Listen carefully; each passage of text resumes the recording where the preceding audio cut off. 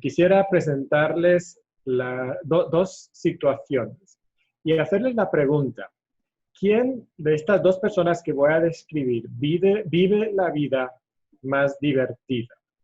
¿Ok? Esa es la pregunta. Entonces aquí está el escenario, dos escenarios. Tenemos un joven, tiene 28 años, es un hombre soltero, tiene un trabajo bastante bueno, no tiene esposa, no tiene hijos, y entonces él puede invertir su dinero básicamente en lo que él quiere. Puede invertirlo en comprar un carro de último modelo, en su casa tiene una enorme televisión con una consola de videojuegos y pasa horas al día jugando sus videojuegos, ve todas las películas y todas las series que él quiere, tiene cuentas en Netflix, en Prime, en Hulu, en HBO y en quién sabe cuántas más, y ahí se pasa el tiempo.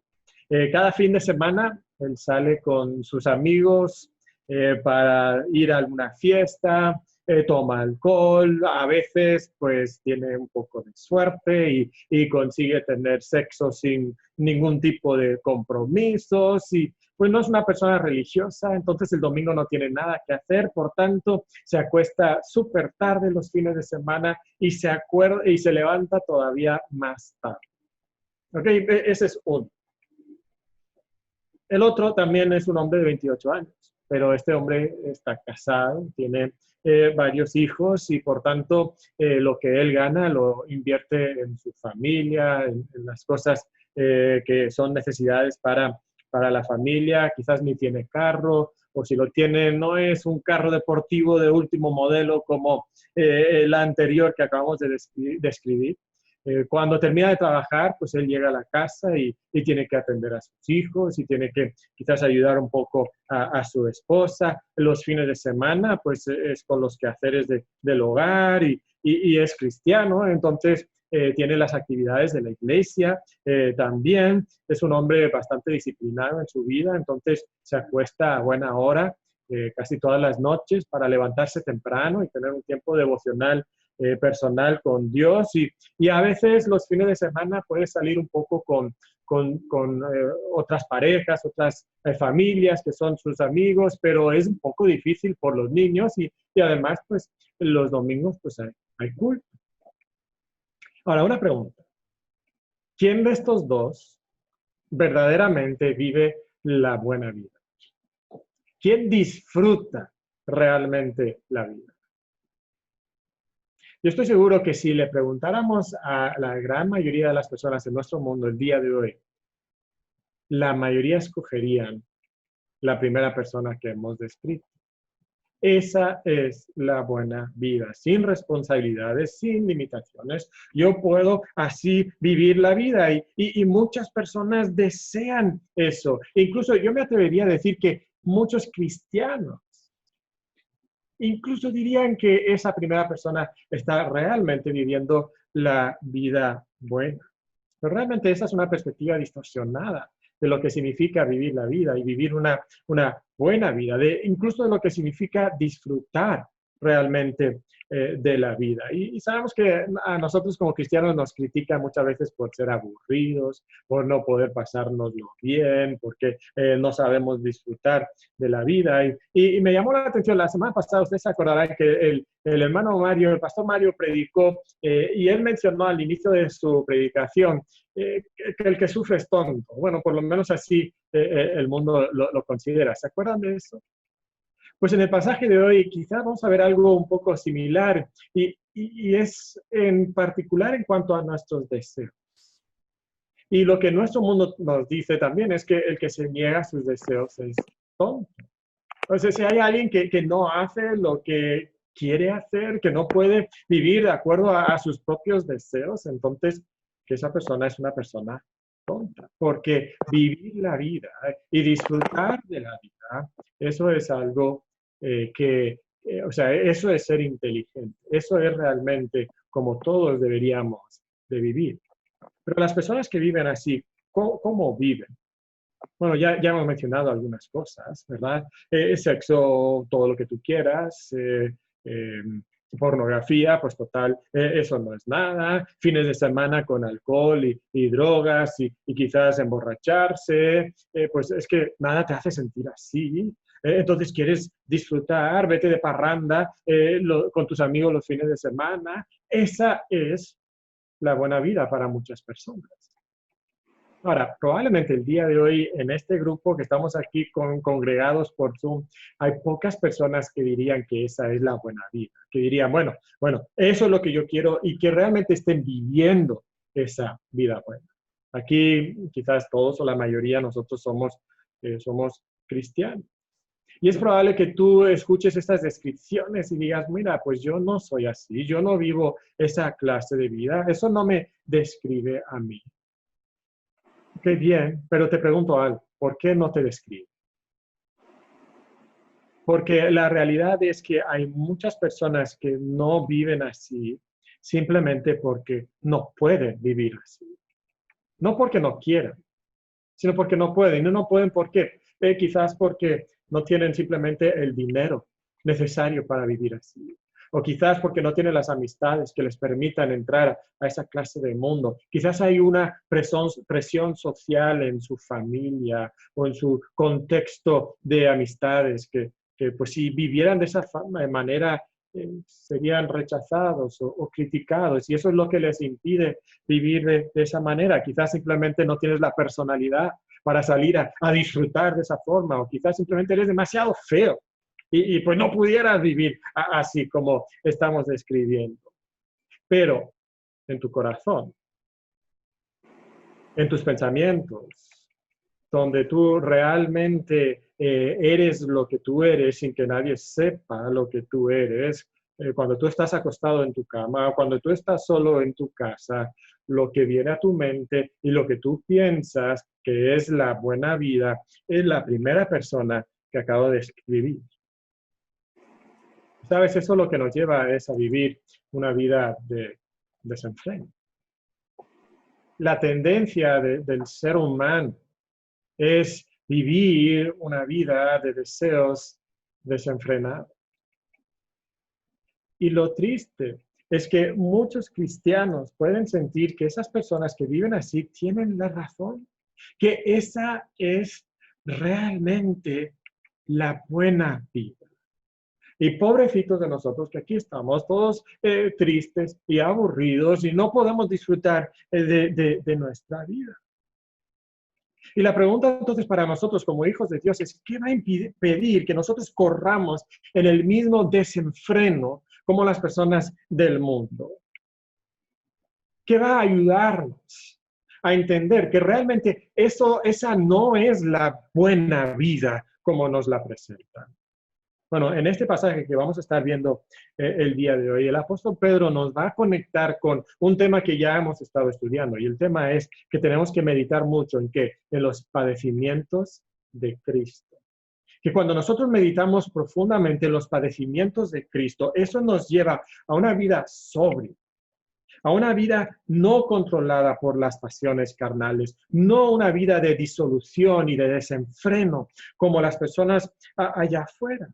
Entonces, cuando nosotros meditamos mucho sobre los padecimientos de Cristo, eso nos lleva a terminar con el pecado. Vayan en sus Biblias ahí al primer versículo de 1 Pedro capítulo 4. Y dice así el apóstol Pedro, puesto que Cristo ha padecido por nosotros en la carne. O sea, Cristo sufrió en su cuerpo mientras vivía aquí terrenalmente. Entonces dice, vosotros también armaos del mismo pensamiento, pues quien ha padecido en la carne terminó con el pecado. Terminó con el pecado. Ahora, la lógica del pasaje es más o menos la siguiente.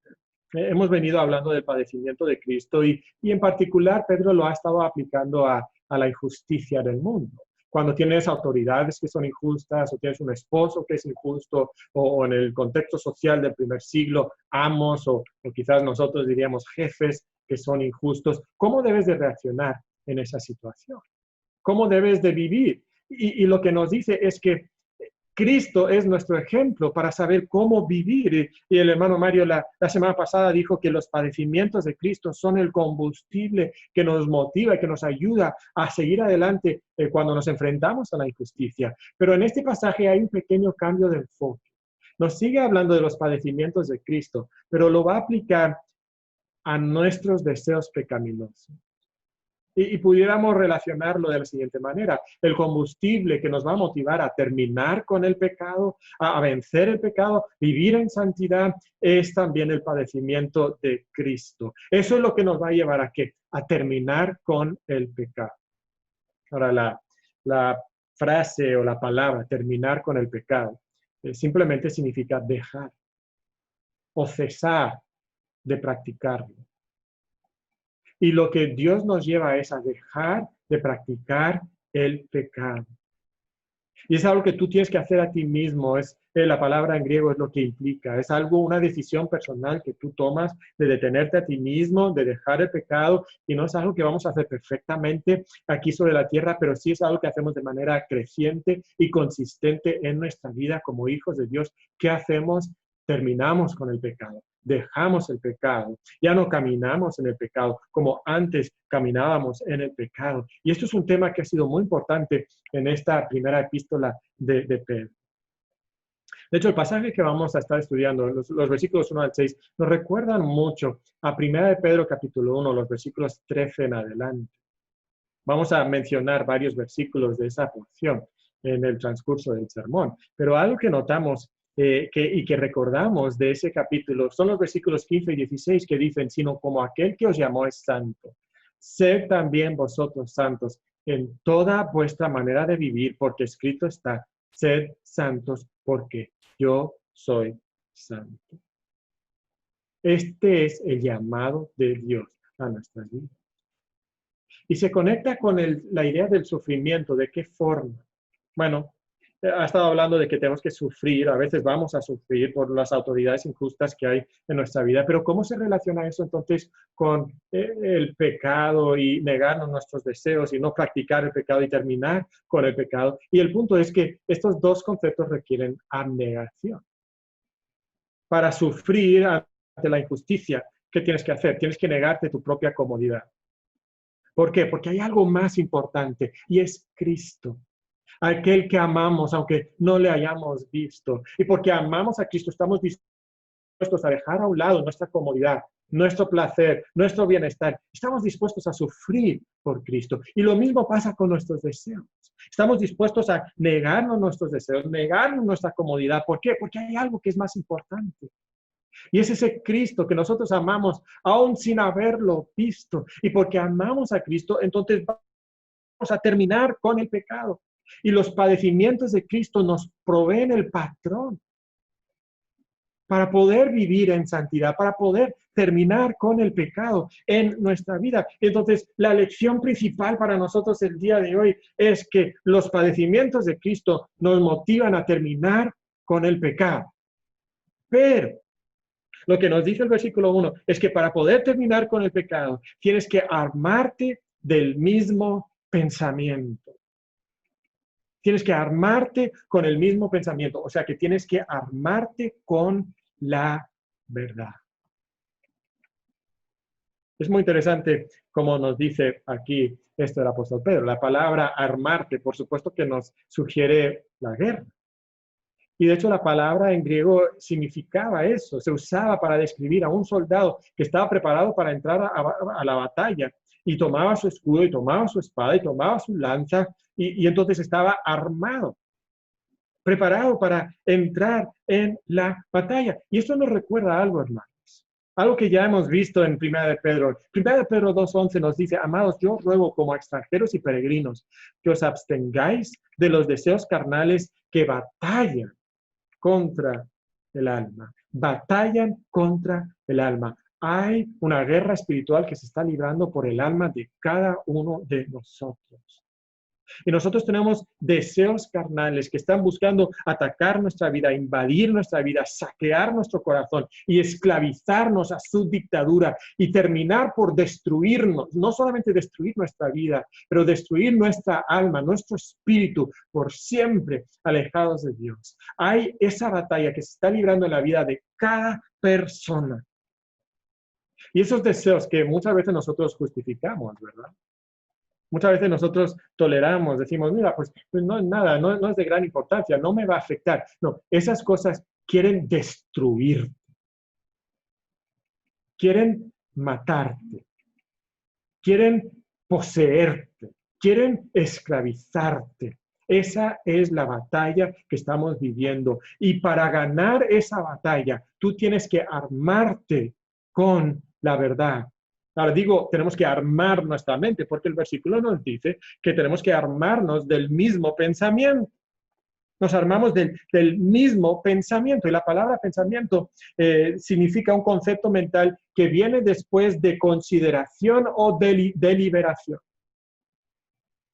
Y esto entonces significa que nosotros tenemos que deliberar, nosotros tenemos que considerar, tenemos que llenar nuestra mente, saturar nuestra mente con la verdad. Algo que hemos enfatizado en varias ocasiones es que la batalla por la santidad en gran medida es la batalla por tu mente. La batalla por la santidad es la batalla por tu mente, es la batalla por lo que tú pones en tu cabeza. Y muchos de nosotros no podemos vencer el pecado, no podemos terminar con el pecado en nuestra vida porque no estamos llenando nuestra mente con los pensamientos que Dios nos ha dado para poder vivir victoriosos en la tentación. Bueno, si tú estás llenando tu mente de pensamientos lascivos, anhelando quizás poder disfrutar de esas cosas, aun cuando no las estés haciendo, tú no vas a poder terminar con el pecado. Si tú estás llenando tu mente con cosas triviales, quizás no son abiertamente pecaminosas, pero son cosas insignificantes, triviales, las redes sociales, videojuegos, música mundana, películas, series.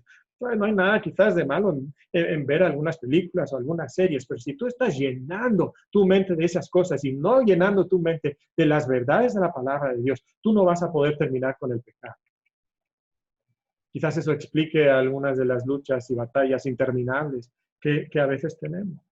Si tú estás llenando tu mente de cosas terrenales, el materialismo, las posesiones o la posición social, las casas, carros y otras cosas así, tú no vas a poder terminar con el pecado. No, la realidad es que solo cuando saturas tu mente de la verdad del Evangelio podrás terminar con el pecado.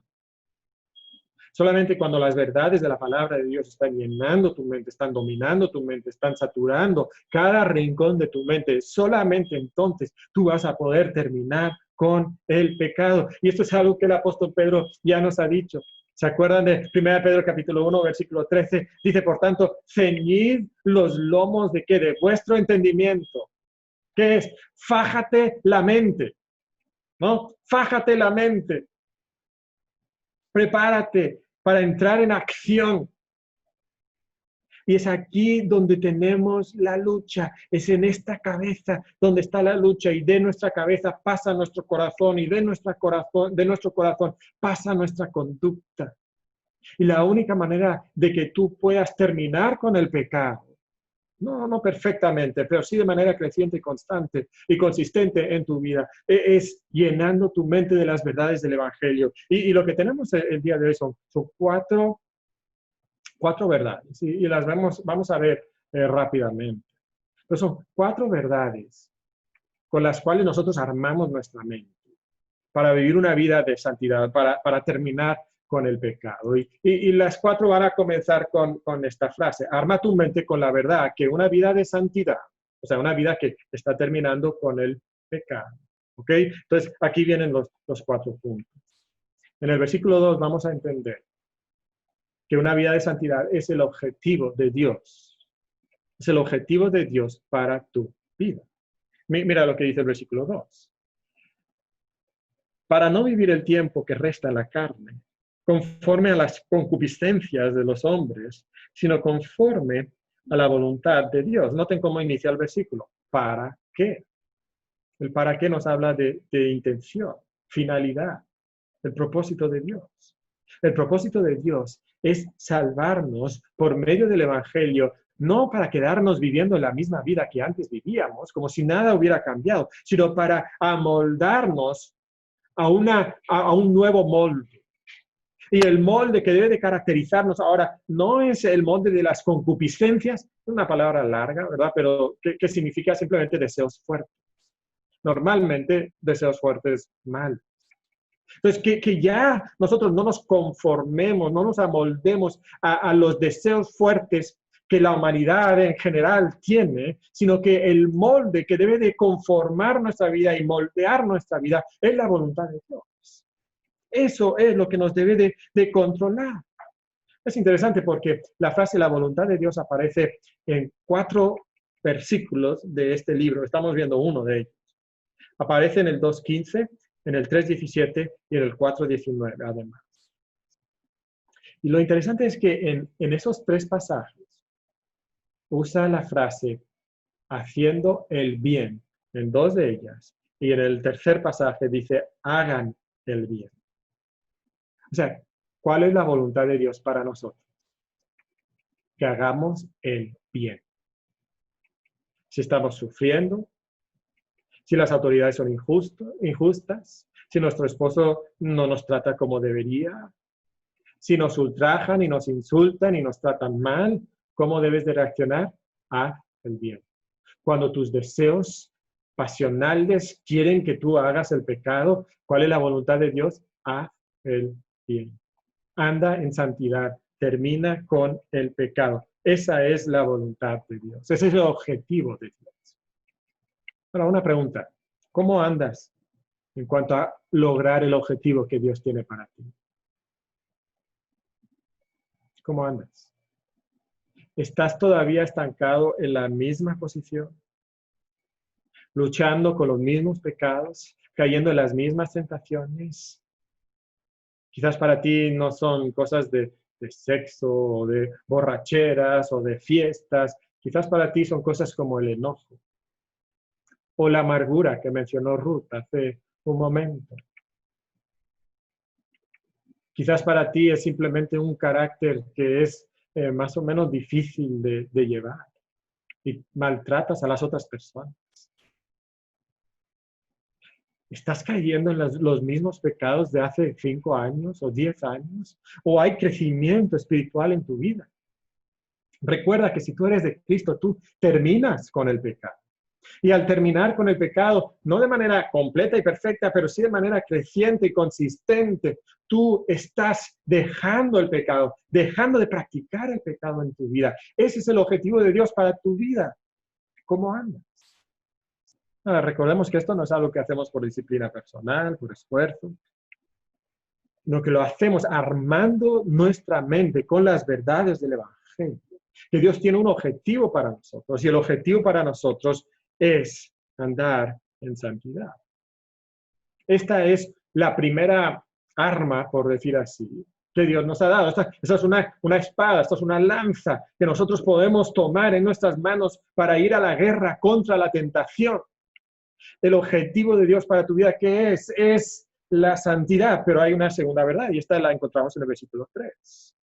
El versículo 3 nos dice lo siguiente: baste ya el tiempo pasado para haber hecho lo que agrada a los gentiles, andando en lascivias, concupiscencias, embriagueces, orgías, disipación y abominables idolatrías. Y lo que también podemos encontrar entonces en este tercer versículo es que arma tu mente con la verdad que una vida de santidad choca con la vida de los gentiles. Los gentiles, ¿quiénes son? Son las personas inconversas. La gente allá afuera.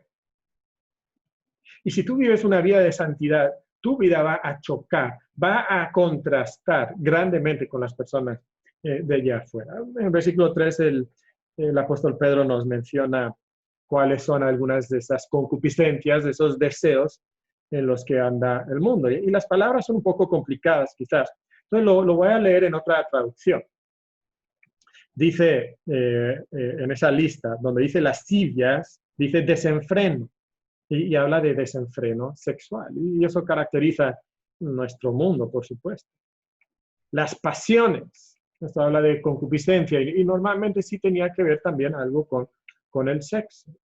Las borracheras, bueno, eso creo que lo entendemos perfectamente.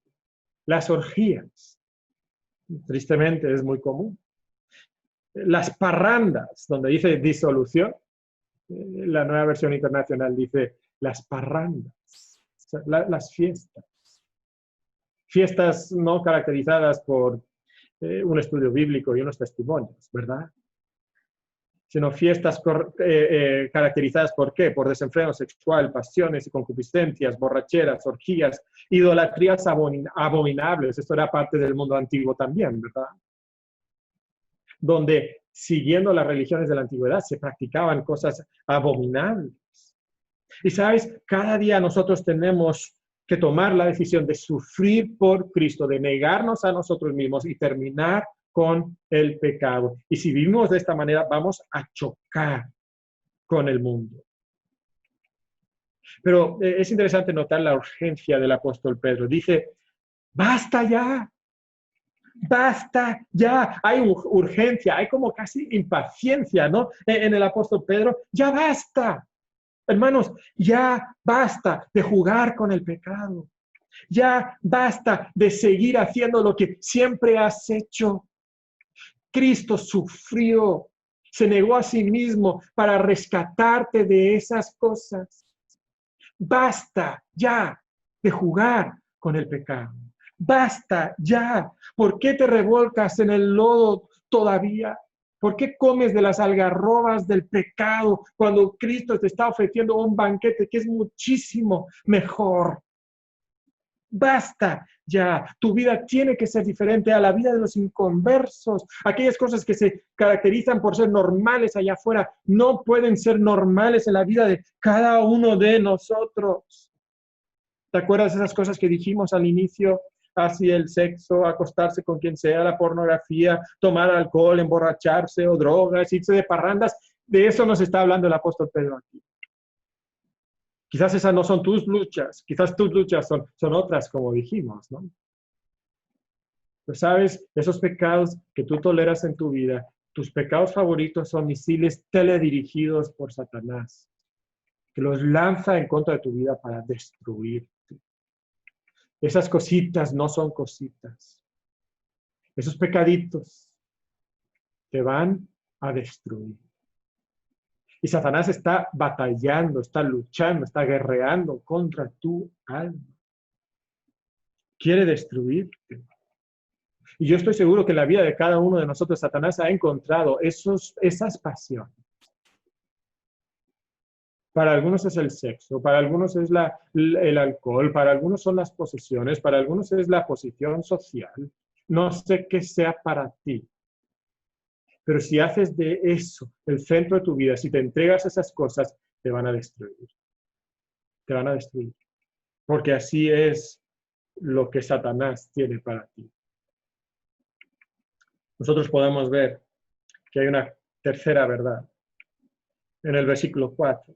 Que debemos de armar nuestra mente con la verdad, que una vida de santidad, primero es el objetivo de Dios, segundo que choca con la vida de los gentiles, y tercero va a provocar el rechazo de los gentiles.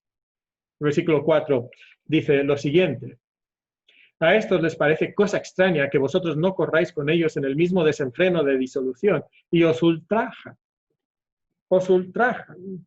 Es interesante cómo Satanás, una de las formas sutiles que usa para atacarnos, es que nos dice que si somos hijos de Dios y hacemos las cosas bien, las cosas nos deben ir bien y debemos de recibir el apruebo y el aplauso de las personas. Y a veces eso sucede.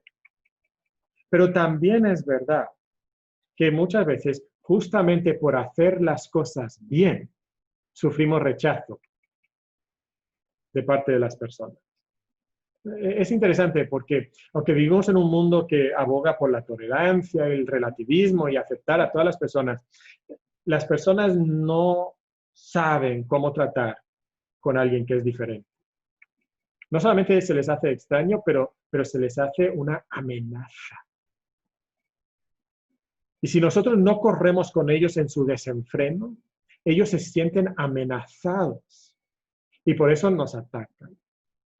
Es interesante, la imagen mental que a mí se me viene a la mente cuando Pedro habla de desenfrenado, es la imagen de un caballo en la antigua Roma que está desenfrenado, está corriendo alocadamente por las calles de Roma. Y eso era algo extremadamente peligroso para los transeúntes que hay por ahí, pero también para el jinete.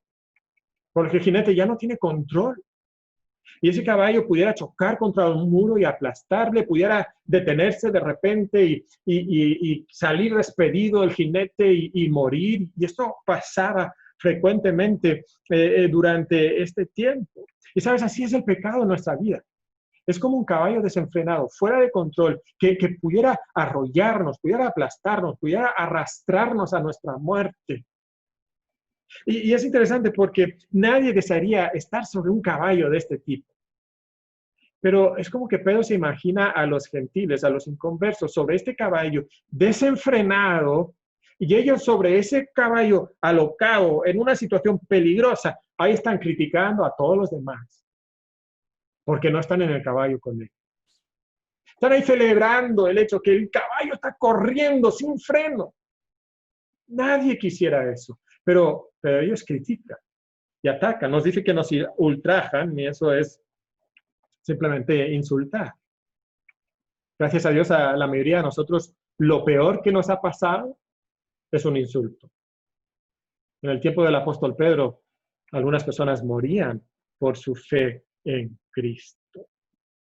Pero yo me quedo con la pregunta, ¿por qué el mundo se queda amenazado por el cristiano? Creo que el creyente se queda amenazado, o el inconverso se queda amenazado por el cristiano.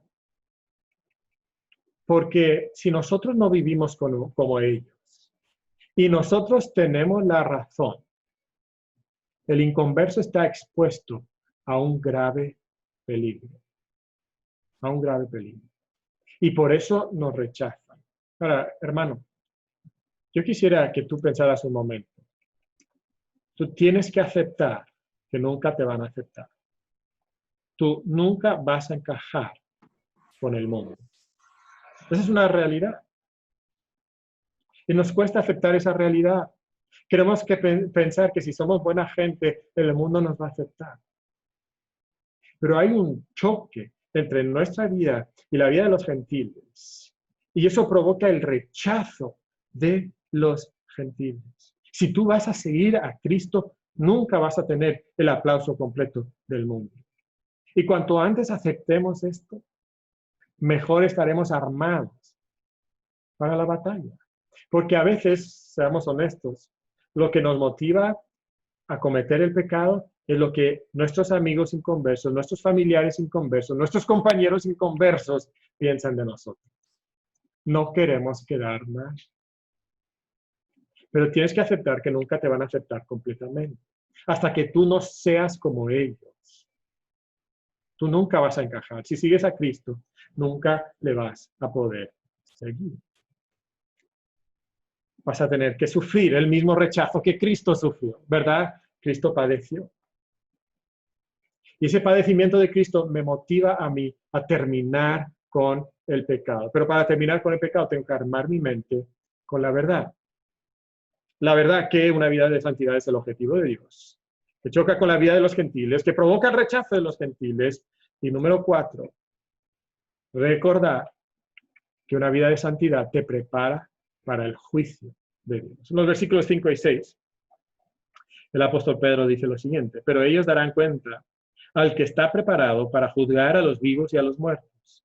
Porque por esto también ha sido predicado el evangelio a los muertos, para que sean juzgados en carne según los hombres, pero vivan en espíritu según Dios.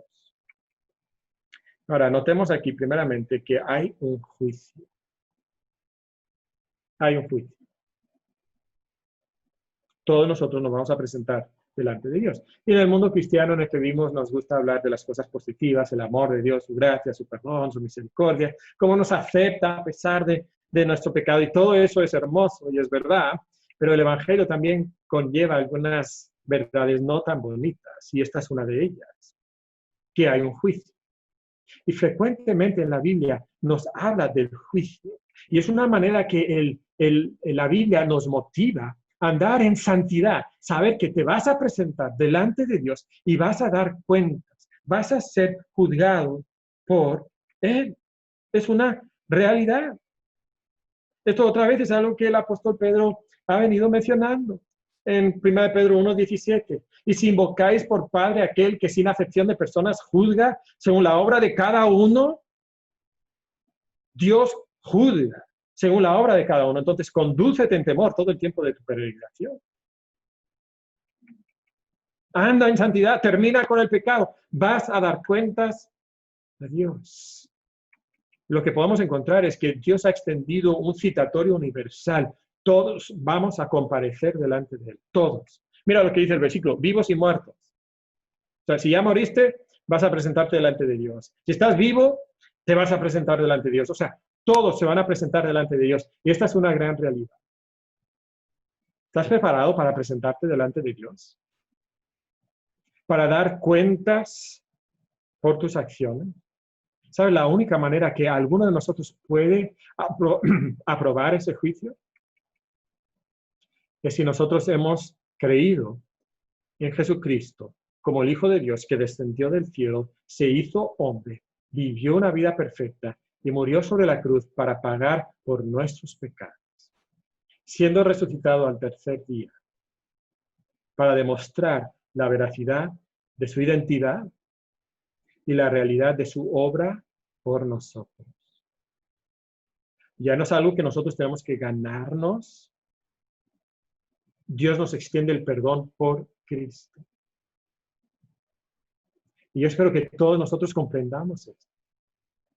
Y que todos nosotros estemos dispuestos a depositar nuestra fe completamente y únicamente en Jesucristo. Pero sabes, si tú has tenido esa experiencia en tu vida y eres hijo de Dios, tienes el perdón de Dios en tu vida, entonces los padecimientos de Cristo te motivan a terminar con el pecado. Tú no puedes continuar como antes eras. ¿Por qué? Porque tú también vas a dar cuentas delante de Dios. Tú vas a responder por quién eres. Y me preguntaba cómo nos motivamos nosotros a terminar con el pecado. Y muchas veces nos motivamos hablando de consecuencias terrenales. Ay, es que el borracho, si eres borracho puedes terminar con cirrosis del hígado. Es que tú puedes embarazar a tu novia. Entonces, ten cuidado. No consumas drogas porque puedes terminar como drogadicto. Pedro pudiera haber motivado a sus lectores de esa forma, pero ¿cómo los motiva? Los motiva con el juicio. Un día, tú y yo estaremos delante de Dios. Y vamos a dar cuenta delante de Dios. Y esta es una de nuestras armas para poder terminar con el pecado. Y no tienes que jugar trucos mentales para aplicarte estas cosas y evitar el pecado. Oye, ten cuidado porque vas a quedar mal delante de los demás o va a haber alguna consecuencia por tu pecado. No, simplemente piensa en el juicio de Dios. Y cuando tú armas tu mente con el juicio de Dios, eso te motiva para vivir una vida de santidad. Hermanos, esto no es fácil. Para ninguno de nosotros es fácil. Es una guerra, es una batalla. No es algo fácil, pero tampoco es algo insignificante. Es la batalla por tu alma. Tu destino eterno está en juego. Estaba pensando que en estos tiempos de cuarentena la vida es tan rara. Es como tan irreal que pudiera ser un poco fácil simplemente relajarnos y pensar que lo que ahora hacemos no cuenta, porque esta no es la vida normal, esta no es la vida real. No hay escuela, no hay algunos trabajos, no hay clases, no hay iglesia, estamos en casa mucho tiempo y puede parecer que las realidades espirituales no son tan reales. Pero sabes, la cuarentena ha cambiado muchas cosas, pero no ha cambiado esta realidad. Que Cristo padeció por ti, para que termines con el pecado. Y que la única manera que puedes terminar con el pecado es armando tu mente con la verdad. Armando tu mente con la verdad. Y entonces cuando te enfrentas a esos deseos desenfrenados que el hombre celebra, y cuando quizás como a un cristiano tú puedas sentir que eso es la buena vida, ¿cómo puedes responder? ¿Cómo puedes triunfar? ¿Cómo puedes derrotar la tentación en tu vida? Bueno, tienes que ir a las verdades del Evangelio, tienes que ir al padecimiento de Cristo. Tienes que recordar lo que Él sufrió por ti para rescatarte del pecado. Y eso permite que tú termines con el pecado. Hermanos, basta ya de tu pecado. Dios te llama a una vida de santidad. Y cómo Cristo padeció, sufrió, se negó a sí mismo, tú también tienes que negarte a ti mismo. Y al final tendrás la buena vida. No durante esta vida terrenal, quizás, pero tendrás vida eterna a la diestra del Padre, donde hay deleites para siempre. Arma tu mente con estas verdades. Padre, es difícil a veces creer estas cosas. Los ataques de Satanás son tan sutiles, tan poderosos, tan reales. Padre, te pido que cada uno de nosotros podamos armarnos con la verdad, saturar nuestra mente con el Evangelio. Y Padre, que de esta manera podamos terminar con el pecado. Padre, yo te pido por algunos de los que estamos aquí, Señor, realmente todos nosotros, que todavía estamos luchando con el pecado. Quizás de manera consistente estamos cayendo en pecado. Padre, ayúdanos a ser santos porque tú eres santo. A terminar con el pecado porque Cristo sufrió para terminar con el pecado. En nombre de Cristo pedimos esto.